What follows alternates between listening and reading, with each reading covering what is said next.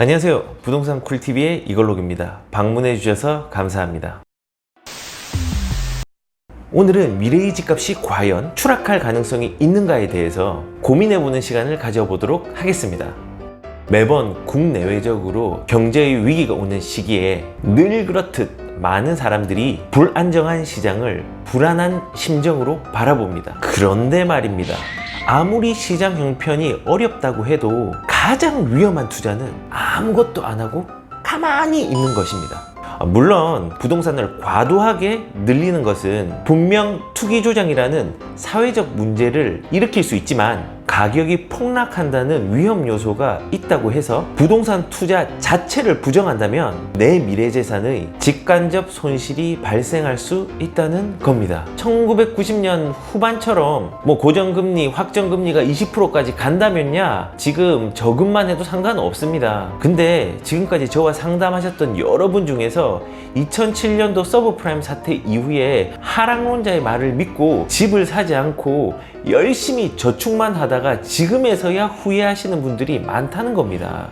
저는 부동산으로 큰 욕심을 부리고 투기하라고 말하는 것이 아닙니다. 최소한 부동산으로 현재 자산을 보호받을 수 있는 기회는 놓치지 말라고 말씀을 드리는 겁니다. 그리고 부동산 하락을 주장하시는 분들처럼 부동산은 끝없이 추락하지는 않습니다. 추락하지 않는 여러 가지 이유가 있겠지만 제가 가장 많이 받은 질문들을 요약해서 이유를 말씀드려 보겠습니다. 첫 번째 질문, 이번 규제로 부동산을 잡을 수 있을까요? 라는 질문입니다. 답변 드리면 못 잡습니다. 사실 부동산 규제 정책이라는 것이 오래전부터 계속 시행해 왔습니다. 조선시대에도 한성부의 가옥 매매 현황을 보면 180년 동안 부동산 가격이 1600배 상승했고, 조선시대의 최고의 법전 경국대전에도 신분에 따라 집 크기를 7개의 등급으로 나누어 부동산을 제한하는 규제책을 썼다는 겁니다.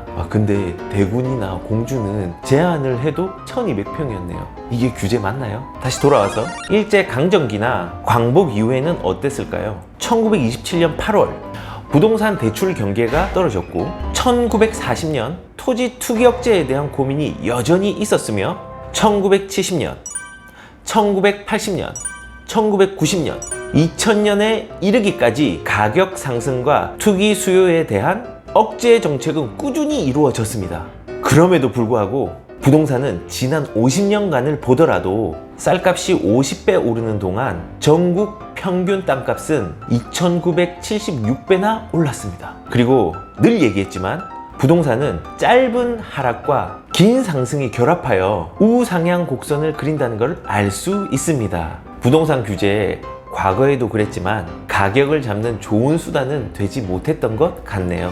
두 번째 많이 받는 질문, 일본의 버블 경제처럼 우리나라의 부동산 가격도 폭락할까요? 라는 질문입니다. 답변을 드리면 그렇지 않습니다. 일단 일본과 우리나라의 경제 상황은 처음부터 다릅니다. 일본의 부동산 붕괴 원인을 딱 두 단어로 요약을 하면 급함과 과함 때문에 부동산이 무너졌습니다. 1980년대 중후반 일본은 엄청나게 경제가 성장함에 따라 부동산도 고공상승을 하게 됩니다. 일본 정부는 부동산을 잡기 위해 급하게 금리를 2.5에서 6%까지 크게 올리고 더 급하게 부동산 담보대출을 규제해 버리는데, 이로 인해 부동산 구매 심리 또한 초고속 냉동 상태가 됩니다. 근데 이 시기에 이미 주택까지 과하게 공급된 상태였는데 거의 주택 수요의 2배 이상을 공급했다고 하니 이거 경제가 제대로 수습될 리가 없었겠죠? 쉽게 얘기하자면 주택 살 마음이 싹 사라진 시장에서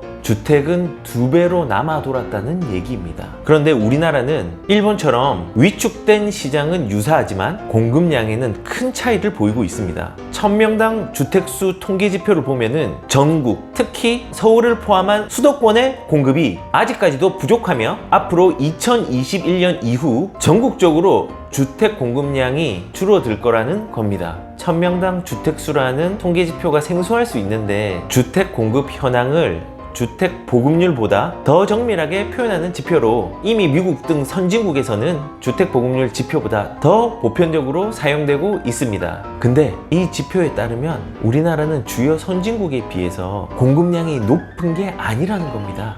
다 떠나서 서울과 경기도 주요 도시에 가보세요. 현장에 얼마나 많은 수요자들이 아직까지 줄 서 있는지 알 수 있을 겁니다. 세 번째 질문은 아니 인구가 계속 줄어들 건데 집값도 줄어들고 빠지는 거 아니에요? 라는 질문입니다. 결론부터 말씀드리면 빠지지 않습니다. 현재에도 서울을 비롯해 부산 등 대도시를 중심으로 인구 감소가 일어나고 있는데 집값은 빠지지 않았습니다. 서울시를 예를 들면 2013년도부터 인구는 꾸준히 줄어들었지만 부동산 가격은 꾸준히 우상향했습니다. 부산, 대구 등 주요 광역시들도 마찬가지입니다. 그래서 집값을 볼 때 인구만 보는 게 아니라 함께 보아야 할 지표는 바로 가구 수의 증가를 유심히 봐야 한다는 겁니다. 2035년부터는 인구가 본격적으로 줄어드는데 가구 수는 꾸준히 늘어나거든요.